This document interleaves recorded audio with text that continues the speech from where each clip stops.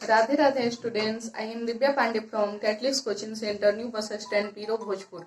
पिछली वीडियो में मैं आपको क्लास 11 के मैथ का एक्सरसाइज 1.1 का पहला और दूसरा क्वेश्चन सॉल्व किया और आज के इस वीडियो में तीसरा का पहला क्वेश्चन सॉल्व करने जा रही हूँ, जिसे आप देखें और समझें। देखिए, ये तीसरा क्वेश्चन कर रहा है निम्नलिखित समुच्चय को रोस्टर रूप में लिखिए। तो रोस्टर रूप में लिखने के लिए आपको पता ही है, पहले बताया, पहले मंझले कोष्ठक के अंदर कॉमा दे दे के लिखना रहता है। लेकिन यहाँ पहला जो क्वेश्चन है इसके लिए कुछ इक्वालिटी को पहले हम देख लेते हैं, उसके बाद इसको सॉल्व करेंगे। तो अगर यहाँ दिया रहे मेरा x ग्रेटर देन a, तो जिधर मुंह खुला रहता है याद रखना है उधर बड़ा होता है। तो इसको हम कैसे लिखेंगे? तो लिखेंगे x इज, देखिए अगर यहाँ लिखा है x ग्रेटर देन a, तो इसको हम क्या पढ़ेंगे? x is greater than a।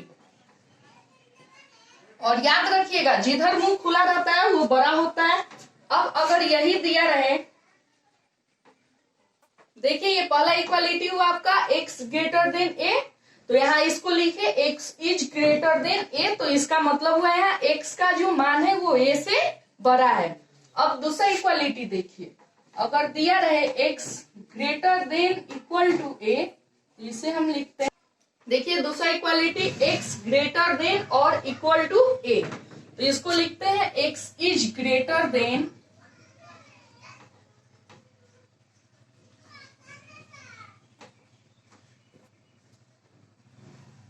और इक्वल टू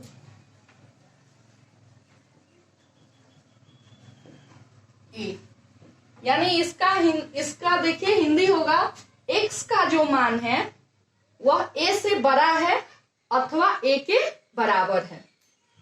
अब तीसरा देखिए, यहां देखिए तीसरा इक्वालिटी ऐसा लिखा रहेगा, तो इसे हम क्या पढ़ेंगे? तो इसे हम पढ़ेंगे x is less than a। यानी x का जो मान है वो a से छोटा है, x का मान a से छोटा है। अब चौथा इक्वालिटी देखिए,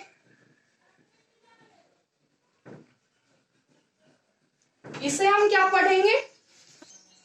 तो इसे हम क्या पढ़ेंगे? x is less than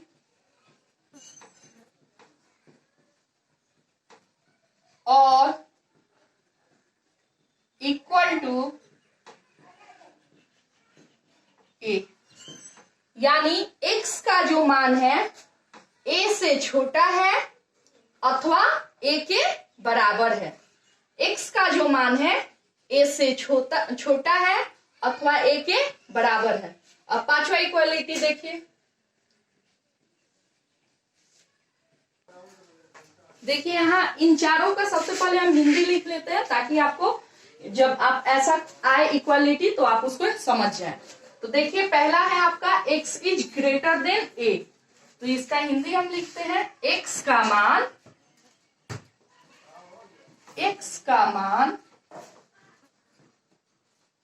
a से बड़ा है।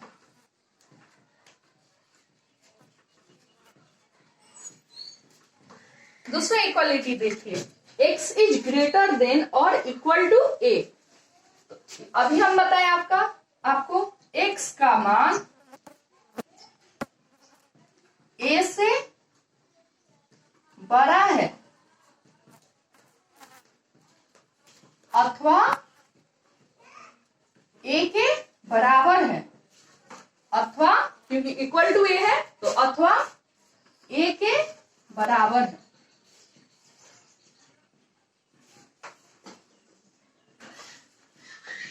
तीसरा इक्वालिटी देखिए, x is less than a, तो यहां होगा x का मान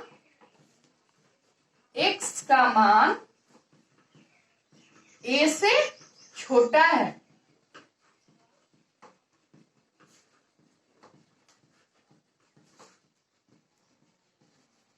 अब देखिए चौथा equality, x is less than और इक्वल टू a, तो यहां लिखेंगे x का मान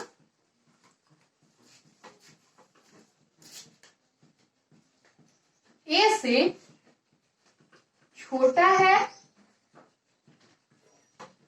अथवा ए के बराबर है।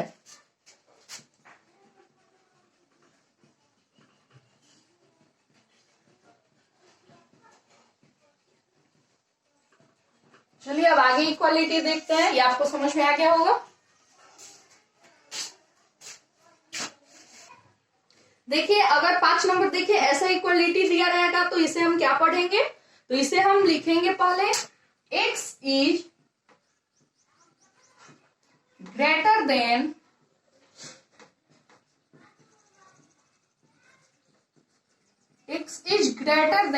a and less than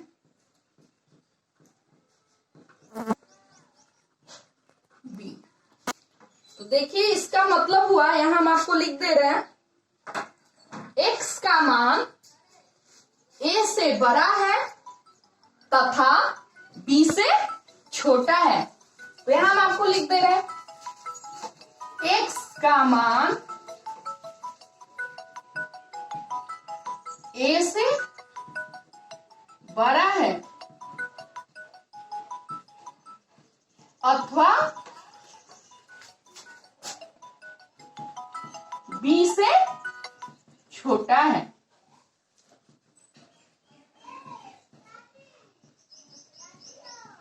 चलिए अब आगे 6 नंबर इक्वालिटी देखते हैं।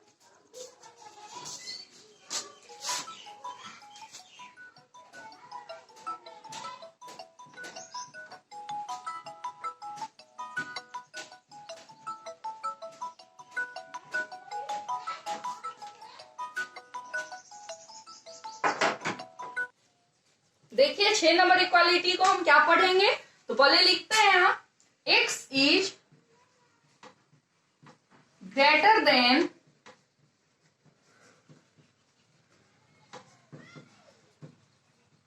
a और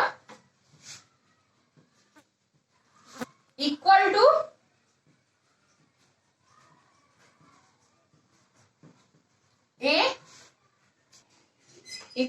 a and less than b।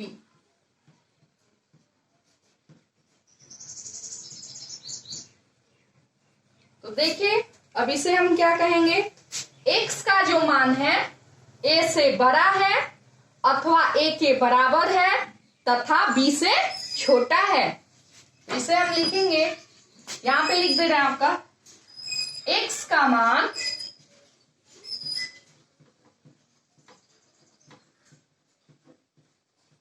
a से बड़ा है अथवा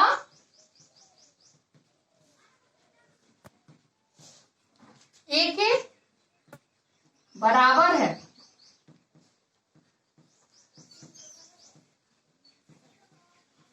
तथा b से छोटा है।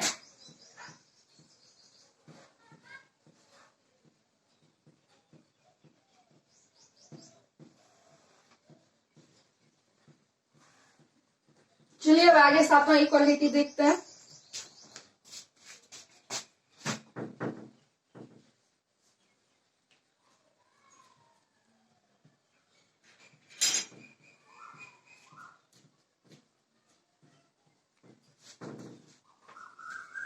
तो इसे हम लिखेंगे x is greater than a and x is greater than a greater than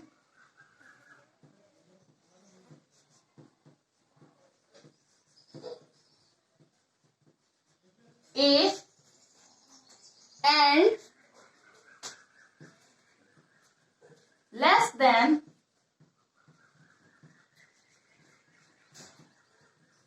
or equal to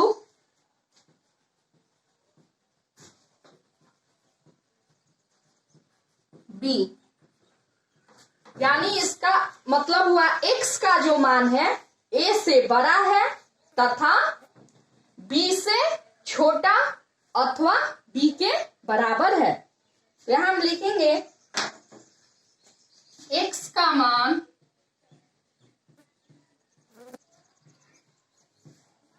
a से बड़ा है तथा b से छोटा है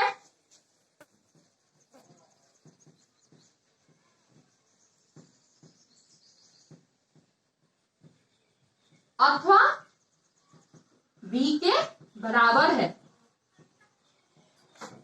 अथवा b के बराबर है।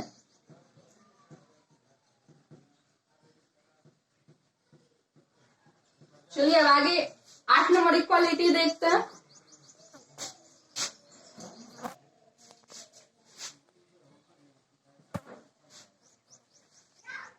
देखिए 8 नंबर इक्वालिटी को हम क्या पढ़ेंगे, तो पहले लिखते हैं इसको, x इज ग्रेटर देन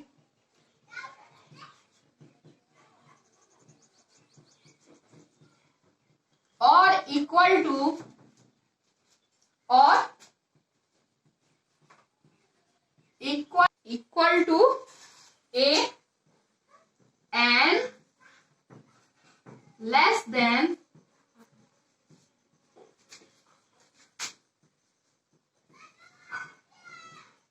और इक्वल टू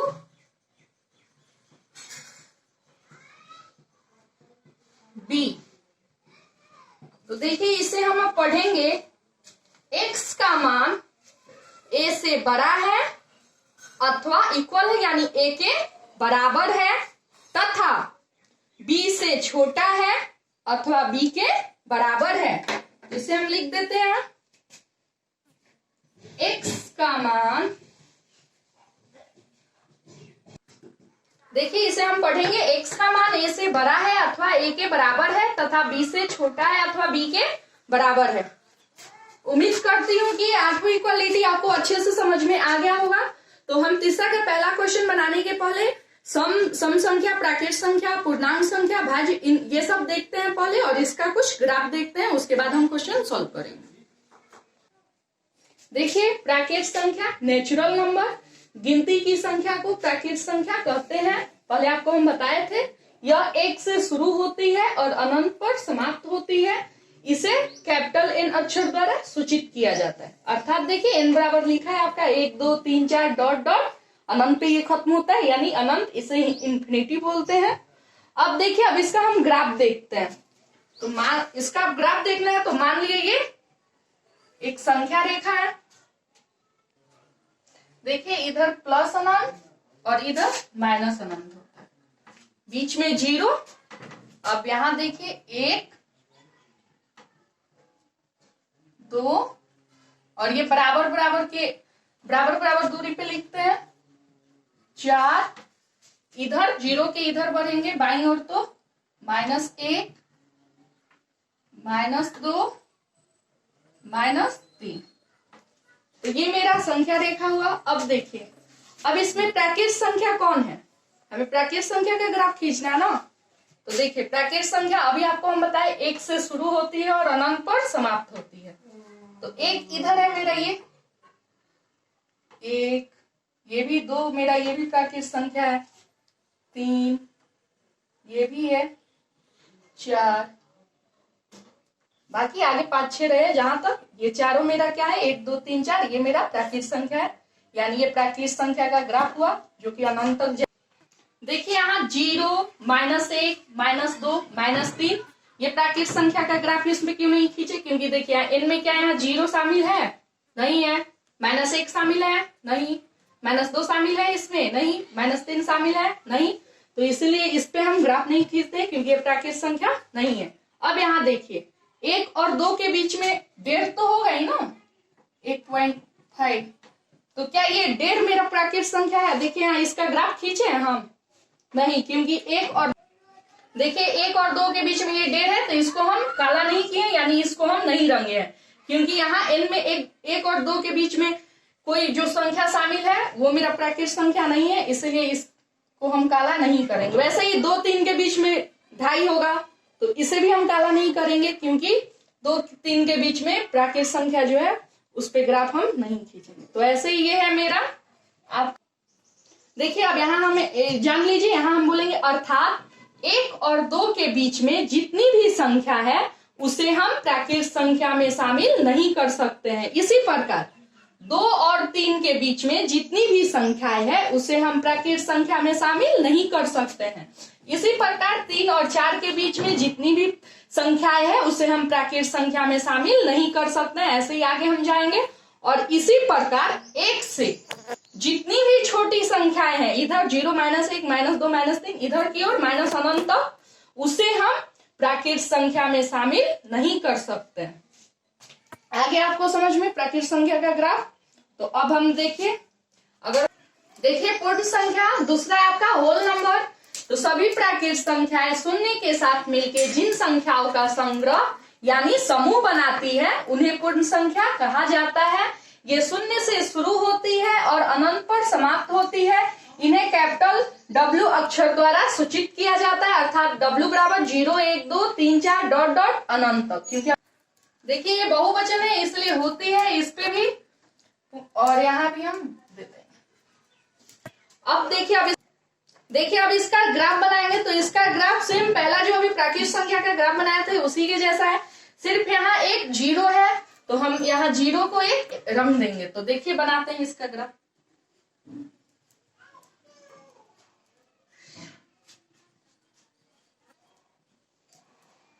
यहाँ प्लस अनंत, माइनस अनंत,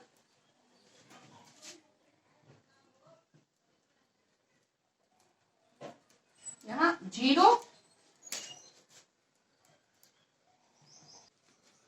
देखिए यहाँ लिखेंगे हम 0 1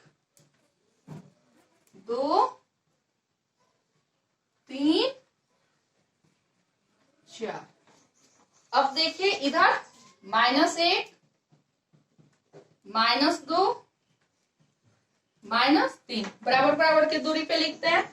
तो देखिए पहले हम प्राकृत संख्या में जो कि 1 से शुरू हो रहा था तो 1 को रंगे थे, 2 को, 3 को, 4 को अनंत तक, और ये जो है 0 से शुरू हो रही है तो सेम उसी के जैसा सब ग्राफ है, सिर्फ एक 0 को यहाँ ज्यादा रंग देंगे। फिर 1 2 3 4 और उसके बाद ये डॉट डॉट अनंत तक जाएगा। ये पूर्ण संख्या का ग्राफ हुआ। चलिए अब आगे देखते हैं। देखिए तीसरा है पूर्णांक संख्या, इंग्लिश में बोलते हैं इंटीजर नंबर। तो सभी पूर्ण संख्याएं ऋणात्मक संख्याओं के साथ मिलकर जिन संख्याओं का संग्रह यानी समूह बनाती है उन्हें पूर्णांक संख्या कहा जाता है। ये माइनस अनंत से शुरू होती है तथा प्लस अनंत पर समाप्त होती है। इन्हें कैपिटल Z अक्षर या कैपिटल I अक्षर द्वारा सूचित किया जाता है, अर्थात देखिए Z बराबर आपका माइनस अनंत comma dot dot dot -3 comma -2 comma -1 comma 0 1 comma 2 comma 3 comma 4 dot dot कहाँ तक, अनंत तक, क्योंकि ये माइनस अनंत से शुरू हुई और प्लस अनंत पे आके समाप्त हुई। तो अब चलिए आइए इसका ग्राफ देखते हैं।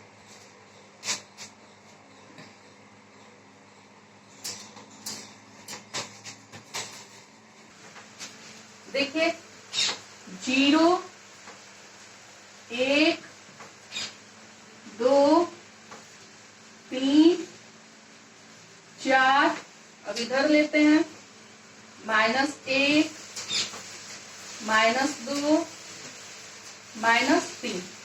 अब देखिए ये जो है पूर्णांक संख्या माइनस अनंत से शुरू हो रहा है और प्लस अनंत पे आके समाप्त हो रहा है। तो इसमें हम -3 को भी कलर कर सकते हैं, -2 को भी, -1 को भी, 0 को भी, 1 को भी, 2 को भी, 3 4। लेकिन देखिए यहाँ एक बात हमें समझने वाली है कि -3 -2 ये मेरा पूर्णांक संख्या है, लेकिन इसके बीच में मौजूद संख्या जितनी भी है वो मेरा पूर्णांक संख्या नहीं है। तो -3 -2 के बीच में -2.5 होगा, तो ये मेरा पूर्णांक संख्या नहीं है। इसी प्रकार -1 और 0 के बीच जितनी भी -1 -1 और 0 में पूर्णांक संख्या है, लेकिन इसके बीच मौजूद जितनी भी संख्याएं है वो मेरा पूर्णांक संख्या नहीं होगा। इसी प्रकार 0 और 1 मेरा पूर्णांक संख्या है, लेकिन इसके बीच जितनी भी संख्याएं मौजूद है वो मेरा पूर्णांक संख्या नहीं होगा। इसी प्रकार समझना है 3 और 4 मेरा पूर्णांक संख्या है, लेकिन इसके बीच मौजूद जितनी भी संख्या है वो मेरा पूर्णांक संख्या नहीं होगा। चलिए देखिए, पूर्णांक संख्या मुख्यतः दो प्रकार की होती है। पहला धनात्मक पूर्णांक संख्या, पॉजिटिव इंटीजर नंबर। तो वैसी पूर्णांक संख्या जिसके आगे कोई चिन्ह नहीं लगा हो अथवा धनात्मक चिन्ह लगा हो, कॉमा, उसे धनात्मक पूर्णांक संख्या कहा जाता है। इन्हें कैपिटल I प्लस या कैपिटल Z प्लस द्वारा सूचित किया जाता है। जैसे देख लीजिए 0, 1, 2, 3 dot dot dot +2 dot +3 dot dot इत्यादि। अब देखिए बी में आपका ऋणात्मक पूर्णांक संख्या, निगेटिव इंटीजर नंबर। तो वैसी पूर्णांक संख्या जिसके आगे सदैव ऋणात्मक चिन्ह लगा हो उसे ऋणात्मक पूर्णांक संख्या, कॉमा, उसे ऋणात्मक पूर्णांक संख्या कहा जाता है। इन्हें कैपिटल I माइनस या कैपिटल Z माइनस द्वारा सूचित किया जाता है। जैसे देखिए -1, -2, -3, -4 डॉट डॉट इत्यादि। चलिए अब आगे देखते हैं। देखिए 4 नंबर वास्तविक संख्या, इसे इंग्लिश में रियल नंबर बोलते हैं। तो वैसी संख्या जिसका वर्ग 0 या 0 से बड़ा हो वास्तविक संख्या कहलाती है। इन्हें कैपिटल R अक्षर द्वारा सूचित किया जाता है। जैसे देखिए 1.4, -5, -2.1, 0, √3, डॉट डॉट इत्यादि। जैसे आप देखिए यहाँ -5 का स्क्वायर दिया है, तो माइनस का स्क्वायर हमेशा प्लस होता है, ये तो आपको पता ही होगा। माइनस का स्क्वायर प्लस होता है क्योंकि जोड़ा जो होगा, जोड़ा युग्म वो प्लस में होता है, स्क्वायर में रहता है। तो -5 का स्क्वायर तो 25। तो अब यहाँ गौर से देखिए 25 0 से बड़ा है तो ये वास्तविक संख्या है। अब वैसे ही देखिए 1.4 का स्क्वायर दिया है तो ये होता है वैसे ही देखिए 1.4 का स्क्वायर करेंगे तो होगा 1.96। तो 1.4 का स्क्वायर ये देखिए 0 से बड़ा है। वैसे ही 0 का स्क्वायर करें तो क्या होगा 0, यानी ये 0 के बराबर है। वैसे ही अगर हम √3 का स्क्वायर करें तो क्या होगा 3, जो कि इसका स्क्वायर 0 से बड़ा है। तो आप समझ गए होंगे वास्तविक संख्या। तो वास्तविक संख्या दो प्रकार की होती है, पहला परिमेय संख्या और दूसरा अपरिमेय संख्या। तो परिमेय संख्या जिसे हम P/Q के रूप में लिखते हैं। तो आइए अब हम देखते हैं परिमेय संख्या और अपरिमेय संख्या के बारे में। देखिए वास्तविक संख्या ये मुख्यतः दो प्रकार की होती है। पहला है परिमेय संख्या यानी रेशनल नंबर। तो वैसी परिमेय संख्या जिसे P/Q के रूप में लिखा जा सकता है, जहां P तथा Q पूर्णांक संख्या हो एवं Q does not equal to 0, यानी Q के बराबर 0 ना हो। अगर ऐसा हुआ तो ये अपरिभाषित हो जाएगा, कॉमा, परिमेय संख्या कहलाती है। इन्हें कैपिटल अक्षर Q द्वारा सूचित किया जाता है। ये ऋणात्मक तथा धनात्मक दोनों हो सकती है। जैसे देखिए 4/5, 3/7, 2।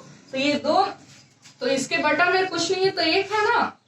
√16/81, -2/3, -7/10, -3, ये भी इसके नीचे कुछ नहीं है बटा के तो 1 होगा, डॉट डॉट इत्यादि। अब है बी आपका अपरिमेय संख्या। तो चलिए देखते हैं अपरिमेय संख्या किसे होता है।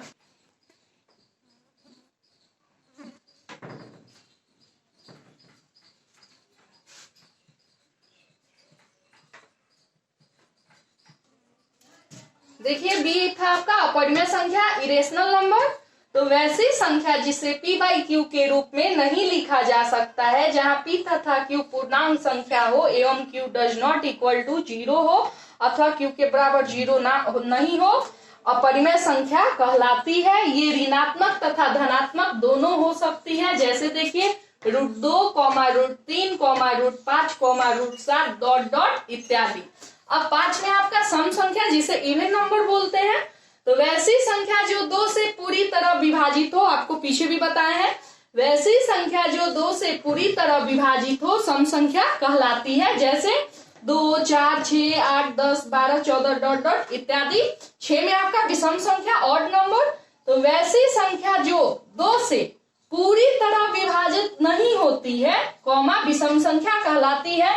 तो जैसे देखिए 2 से पूरी तरह विभाजित मेरा 1 नहीं हो सकता है, 3 नहीं हो सकता है, 5 नहीं, 7 नहीं, तो लिख दिए 1, 3, 5, 7, 9, 11, डॉट डॉट इत्यादि। अब आपका है 7 में अभाज्य संख्या जिसे हम प्राइम नंबर बोलते हैं। तो वैसी संख्या जो एक और स्वयं को छोड़कर किसी भी संख्या से विभाजित नहीं होती है अभाज्य संख्या कहलाती है।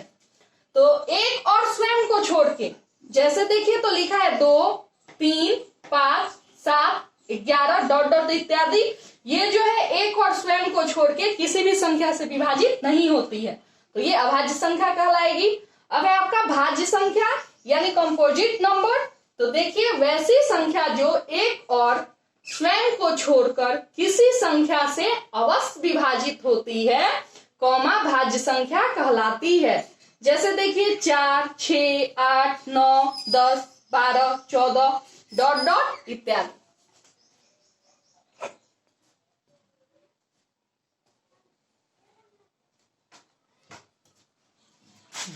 आज के वीडियो में इतना ही। आज के वीडियो में मैं आपको संख्या से संबंधित जितनी भी परिभाषा है 8 वो मैं आपको यहाँ बताई। ये परिभाषा जब आप अच्छी तरह से समझ लेंगे तभी आपका तीसरा का पहला क्वेश्चन और जो भी होगा लगातार वो सब सॉल्व होगा। चलते चलते मैं एक बात आपसे और कहना चाहूंगी, अगर हमारे द्वारा पढ़ाए गए वीडियोज आपको अच्छी लग रही है तो आप हमारे चैनल पीरो कैटलिस्ट को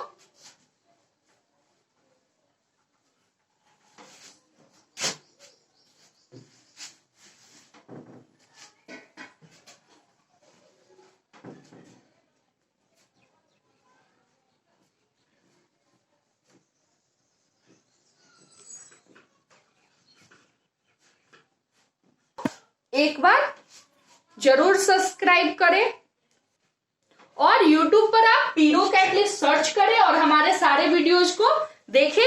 और अगर आप हमारे सारे वीडियोज का नोट्स पाना चाहते हैं तो हमारे इस नंबर पे, जो कि नंबर है आपका 95 76 80 93 90, इस पर एक बार कॉल करके हमसे संपर्क करें। हम आपके घर तक नोट्स पहुंचाएंगे और अब और जल्द ही आपका फिजिक्स, केमिस्ट्री, इंग्लिश ये सारे विषय की क्लास वीडियो क्लास आपको दी जाएगी।